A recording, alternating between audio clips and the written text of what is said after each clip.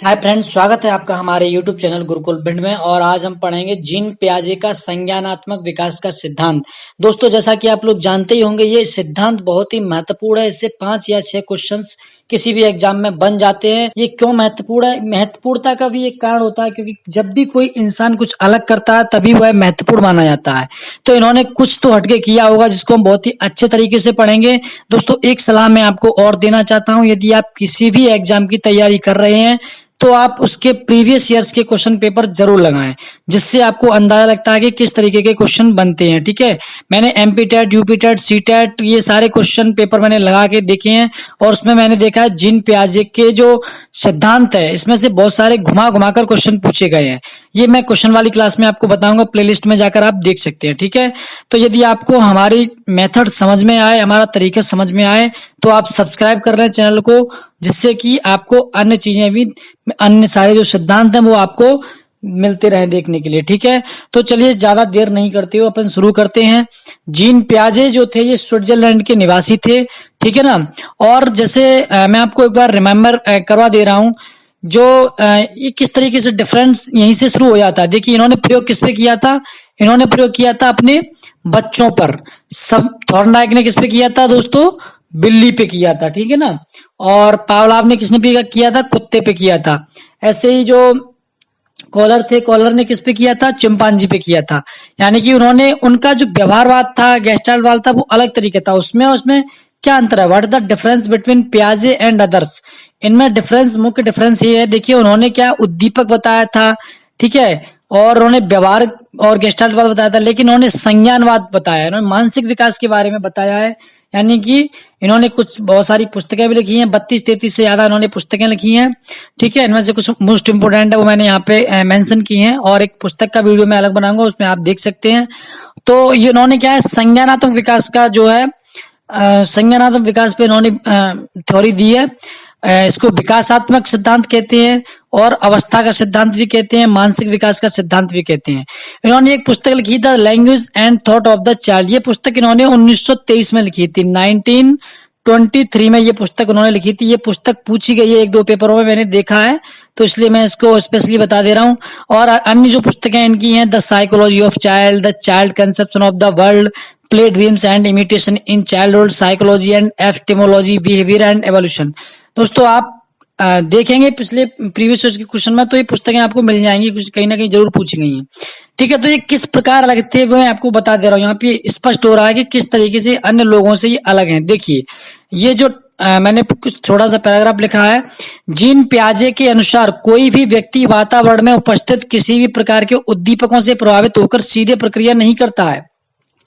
देखिए दोस्तों, जैसे थॉर्नडाइक ने बताया था कि उद्दीपक भोजन रखा रहता था, और बिल्ली जो थी वो उद्दीपक को देखकर अनुक्रिया करती थी।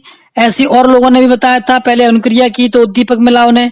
लेकिन उन्होंने ये कहा है कि उद्दीपक जैसे है वातावरण में, तो उससे कोई व्यक्ति प्रभावित होकर अनुक्रिया नहीं करेगा। वो क्या करेगा? पहले वह उन उद्दीपकों को पहचानेगा।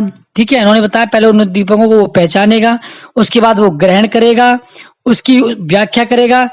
इस प्रकार उन्होंने क्या किया, सिद्ध किया कि संज्ञानात्मक संरचना जो है वातावरण में उपस्थित उद्दीपक और व्यवहार के बीच मध्यस्थता का कार्य करता है। जो उद्दीपक होता है वातावरण में, उसके और व्यवहार के बीच में एक मध्यस्थता का कार्य करता है। यानी संज्ञान का मतलब होता है कि जैसे किसी भी चीज के बारे में संपूर्ण जानकारी रखना, उसकी, है ना, जैसे कोई एक टॉपिक है, सपोज करो, उसके बारे में संपूर्ण जानकारी रखना, उसके क्वेश्चन आंसर भी बना लेना, उसको अच्छे तरीके से समझा लेना, सारी चीजें उसके बारे में जानना। कोई विषम परिस्थिति आ जाए तब भी उसको संभाल लेना। ठीक है, जैसे बिजनेस वगैरह होता है, कोई भी चीज मान लो आप। तो इन्होंने क्या है, 4 चरण बताए हैं मानसिक विकास के। मुख्यतः ये चरण है संज्ञानात्मक विकास या मानसिक विकास। ठीक है ना। इनके विकास के 4 प्रमुख चरण इन्होंने बताए हैं। ठीक है ना। पहला है संवेदी पेशी या संवेदनात्मक अवस्था, sensory motor stage.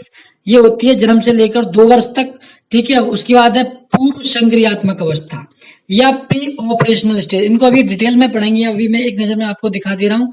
Pre operational stage ये आपकी 2 वर्ष से 7 वर्ष तक। ठीक है ना। उसके बाद आती है स्थूल या मूर्त क्रियात्मक अवस्था, ये कॉन्क्रीट ऑपरेशनल स्टेज, ये होती है 11 वर्ष तक। ठीक है ना। 7 वर्ष से 11 वर्ष तक। और औपचारिक क्रियात्मक अवस्था यानी कि अब्स्ट्रैक्ट ऑपरेशनल स्टेज, ये होती है 11 वर्ष से 15 वर्ष तक। दोस्तों आपने कभी कभी सुना होगा, कुछ बच्चे नहीं जानते हैं कि मूर्त और अमूर्त क्या होता है, ठीक है ना। तो मूर्त का मतलब होता है जो चीज हमें दिखाई दे रही है सामने, मूर्त होती है, ठीक है ना, प्रेजेंट होती है ना जो चीज, उसके बारे में मूर्त बोलते हैं। और जिसकी हम काल्पनिक रूप से जो होती है, जो यानी कि प्रेजेंट नहीं होती, जिसके बारे में हम कल्पना करते हैं, इमेजिनेशन करते हैं, वो होती है अमूर्त, ठीक है ना। ये डिफरेंस है, ये पूछा भी गया है। और मैं कुछ चीजें और हैं जो लास्ट में बताऊंगा आपको। तो इस ये वीडियो हो सकता है थोड़ा लंबा हो जाए, बाकी वीडियो मैं 10-12-15 मिनट का बनाता हूँ बस। ये लंबा हो सकता है क्योंकि इससे ज्यादा क्वेश्चन बनते हैं, और मुझे लगता है कि आपको जिस भी टीचर का समझ में आता है उसका देखिए आप। मैं ये नहीं कह रहा कि आप मेरा ही देखिए, जिसका आपको समझ में आ रहा है उसका देखिए, लेकिन पूरा वीडियो देखिए। पूरा वीडियो देखने से क्या होता है, हमें सारी चीजें समझ में आ जाती है, यदि आप वास्तव में कुछ करना चाहते हैं तो, ठीक है ना। तो पहली अवस्था जो है संवेद पेशी या संवेदनात्मक अवस्था या मोटर सेंसरी स्टेज, इसमें क्या होता है मुख्यतः, ये जन्म से 2 वर्ष तक होती है, ठीक है ना, जन्म से लेकर 2 वर्ष तक। और इस अवस्था में बालक अपनी ज्ञानेंद्रियों के माध्यम से वातावरण का ज्ञान ग्रहण करता है। देखिए वो उसके अंदर कुछ ज्ञान तो होता नहीं है, वो सीधी अपनी सेंस ऑर्गन्स होते हैं, जो ज्ञानेंद्रियां होती हैं, जैसे नोज है, आईज है, हेयर है, स्किन है ना, टंग है, तो ईयर है, इनसे क्या करते हैं, वो सेंस ग्रहण करता है ना, सेंस ग्रहण करते हैं। और वो गामक क्रियाएं करते हैं। गामक क्रियाएं कैसे करते हैं, खेलते हैं, किसी चीज को पकड़ते हैं, चलते हैं, प्रकाश के प्रति सचेत, जैसे लाइट आ जाती है तो उसको देखते हैं वो, ठीक है ना, जन्म से 2 वर्ष तक। ये संवेद पेशीय या संवेदनात्मक अवस्था इसको बोलते हैं, ठीक है ना। इसमें क्या है, गंध लेते हैं किसी चीज की, सूंघना, ये सारी चीजें होती हैं। और उत्तेजना पाई जाती है बालक में। जैसे एग्जाम्पल के तौर पर देखें तो छोटे बच्चे कुछ जानते तो है, उन्हें आप खाने की चीज दे दो या कुछ मोबाइल दे दो या कुछ भी चीज पकड़ा दो, वो सीधा मुंह में ले जाते हैं, ठीक है ना, मुंह में पकड़ते हैं। तो इसमें केवल मतलब संवेदना प्रकट करता है बच्चा, और कुछ नहीं है। जन्म से 2 वर्ष तक मानसिक अवस्था की जो अवस्था है, जन्म से लेकर 2 वर्ष तक, उसको संवेद पेशी नाम से ये पूछा जाता है क्वेश्चन में। आप देख लेना, आप जरूर देखें, मैं भी आप वीडियो बनाऊंगा लेकिन आप देख लेना। ऐसे पूछा जाता है कि संवेद पेशी अवस्था कितने वर्ष से कितने वर्ष तक होती है, 0 से 2 वर्ष तक, 7 से 11 वर्ष तक, ऐसे पूछी जाती है, ठीक है ना। तो अब दूसरी अवस्था जो है वो है पूर्व संक्रियात्मक अवस्था, ठीक है ना। इसको अब ये होती है 2 वर्ष से लेकर 7 वर्ष तक, 2 वर्ष से लेकर 7 वर्ष तक होती है। इसको प्री ऑपरेशनल स्टेज भी बोलते हैं। क्या बोलते हैं, प्री ऑपरेशनल स्टेज, ठीक है ना। इसमें क्या होता है, जो बालक होता है उसमें आत्म केंद्रता का भाव पाया जाता है, वो स्वयं पर ज्यादा हावी रहता है, वो स्वयं को ही सब कुछ समझता है। और क्या करता है बालक, बातचीत करने लगता है, जैसे अपना नाम बताना, आप जब देखते ही होंगे 2 से 7 वर्ष का बालक होता है जो अपना नाम बताना, अपने पापा का, मम्मी का नाम बताने लगता है, गिनती गिनता है, टेबल एक आध लर्न कर लेता है, ठीक है ना, छोटे मोटे अक्षर लिखने की कोशिश करता है। और तर्क वितर्क भी नहीं कर पाता है, लेकिन तर्क वितर्क नहीं कर पाता, इसलिए इस अवस्था को अतार्किक चिंतन की अवस्था भी कहा जाता है। क्या बोला जाता है इसको, इरेशनल थिंकिंग की स्टेज भी बोलते हैं, इरेशनल थिंकिंग स्टेज। ध्यान रखें दोस्तों, इंग्लिश नेम भी पूछे जाते हैं, इसलिए मैं हमेशा इंग्लिश नेम आपको बताता हूँ, ठीक है। और इस अवस्था को इन्होंने 2 अवस्था में बांटा गया है, 2 अवधि में बांटा गया। ड्यूरेशन, जो टाइम ड्यूरेशन इसका जो है 2 से 7 साल तक का है ना, तो 2 से 4 साल तक जो है उसको प्राक संप्रत्यात्मक अवधि, ठीक है। और 4 से 7 साल तक है उसको अंतर्दशीय अवधि। कोई ज्यादा डिफरेंस नहीं है इसमें, थोड़ा उसमें ज्यादा एक्टिव हो जाता है बच्चा 4 से 7 साल तक, ठीक है ना, 2 से 4 साल तक कम रहता है, बस वही उन्होंने बताया है। यहाँ पूछा गया इसलिए मैंने मेंशन कर दिया। मैंने क्वेश्चन देखे थे एग्जाम में, शायद सीटेट के एग्जाम में ही थे, तो मैंने इसलिए मेंशन यहाँ पे ये 2 अवस्थाएं कर दी है, ठीक है ना।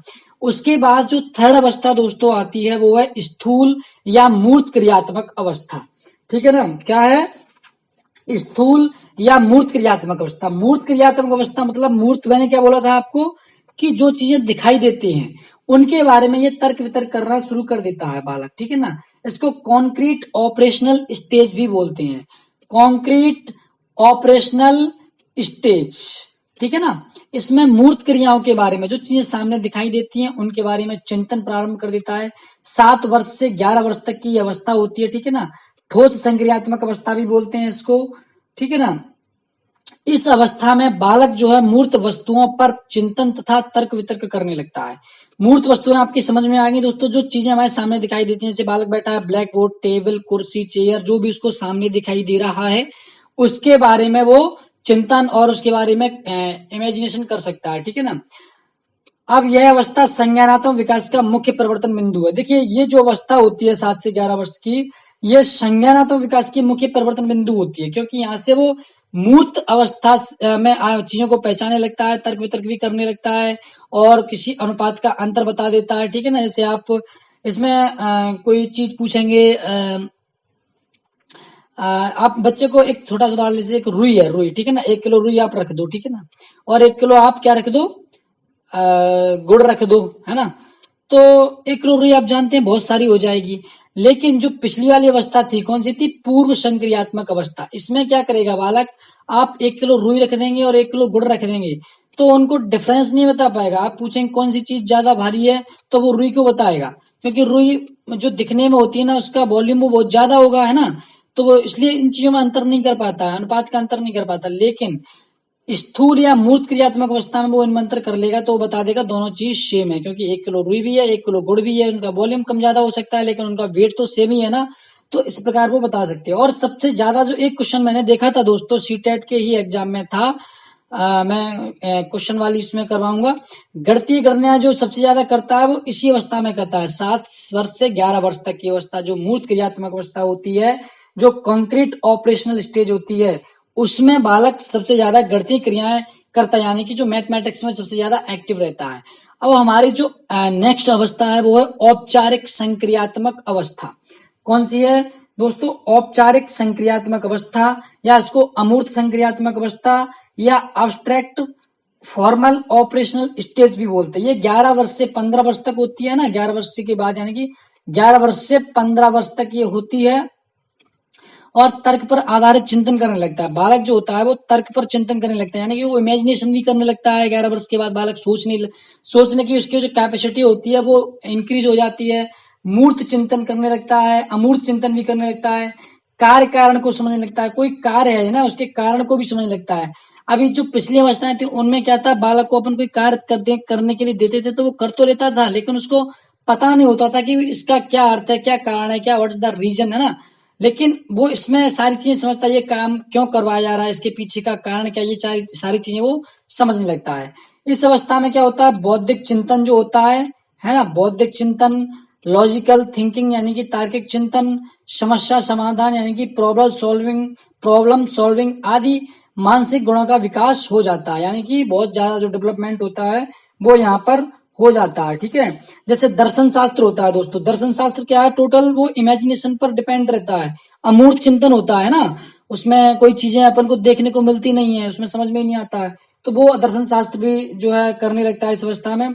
और जैसे क्या करता है, किसी पदार्थ के गुणों की पहचान पूर्व ज्ञान से करने लगता है, जैसे पूर्व जो पिछला जो एक्सपीरियंस था उसके द्वारा करने लगता है। ठीक है ना, इसमें क्या होता है, निगमन तर्क के योग्य हो जाता है बालक जो होता है, निगमन तर्क, जैसे कोई नियम है, नियम उसको पता है, उसमें वो उदाहरण भी देने लगता है, जैसे सामान्य से विशिष्ट की ओर, सूक्ष्म से स्थूल की ओर, ठीक है ना, मूर्त से अमूर्त या नियम उदाहरण की ओर। जैसे आप अमूर्त चिंतन क्या है, जैसे आपने उससे बोला है कि यहाँ पे एक सर्कल बनाइए, सर्कल, तो या आप कोई सर्कल के बारे में बात कर रहे हैं तो तुरंत उसके माइंड में सर्कल बन जाएगा अपने आप, ठीक है ना, सर्कल बन जाएगा।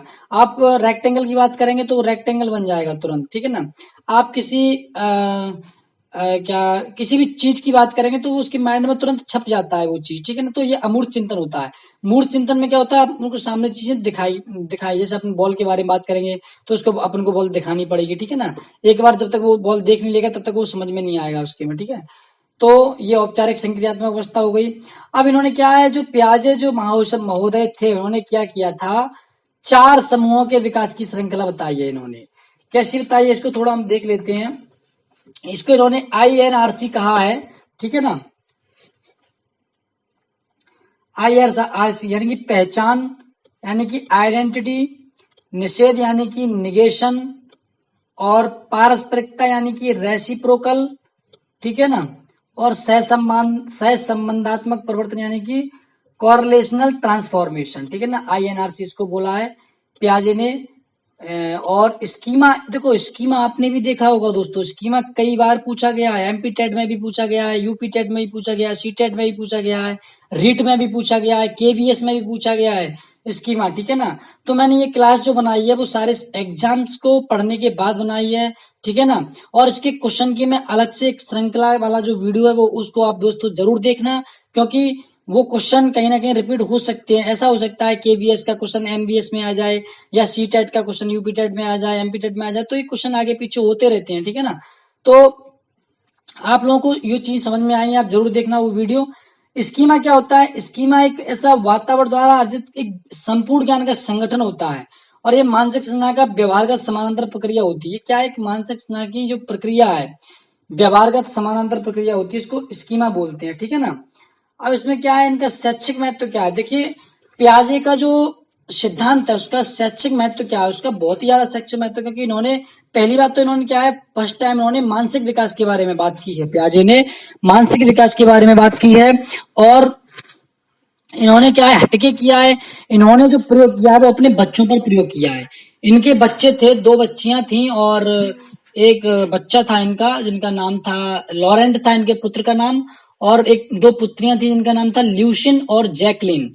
ल्यूशिन और जैकलिन, हालांकि मुझे ऐसा क्वेश्चन मिला नहीं है, हो सकता है वो, मैंने सारे पेपर भी नहीं देखे हैं, तो हो सकता है क्वेश्चन में, लेकिन मैं बता दे रहा हूँ। बच्चे का नाम था लॉरेंट और बच्ची का नाम था जैकलिन और ल्यूशिन। जैकलिन फर्नांडिस से याद रखना आप, जैकलिन, ठीक है ना।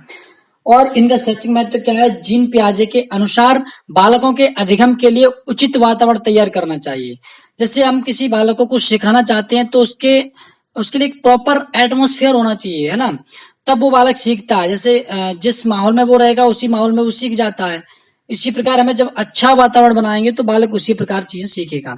और जीन पियाजे ने क्या है, नए नए शब्दों को जोड़ा, जैसे आत्मीकरण जोड़ा, समंजन जोड़ा, संतुलनीकरण जोड़ा, स्कीमा, ऐसे अनेक शब्दों का प्रयोग किया। इससे क्या है, शिक्षा के क्षेत्र में बहुत ही महत्वपूर्ण योगदान मिला है, ठीक है ना। तो ये और क्या है, इन्होंने जो बुद्धि होती है हमारी, उसको जीव विज्ञान में एक स्कीमा नाम से इन्होंने जो है स्कीमा के बराबर इन्होंने बताया, स्कीमा बुद्धि के बराबर बताया, ठीक है। और इन्होंने एक नवीन शब्द जो स्कीमा स्कीमा दिया है, इन्होंने ही दिया है। और इन्होंने क्या किया है, शिक्षक जो है बालकों की समस्या का निदान करता है, इनकी जो सिद्धांत है इसके अनुसार, ठीक है ना। इन्होंने कुछ वर्ड्स बनाए, उन्हें हम बताएंगे, जैसे आत्म केंद्रता है, स्कीमा है। तो दोस्तों, आपको कैसी लगी ये क्लास? इसके क्वेश्चन वाली क्लास जरूर देखना आप, ठीक है ना।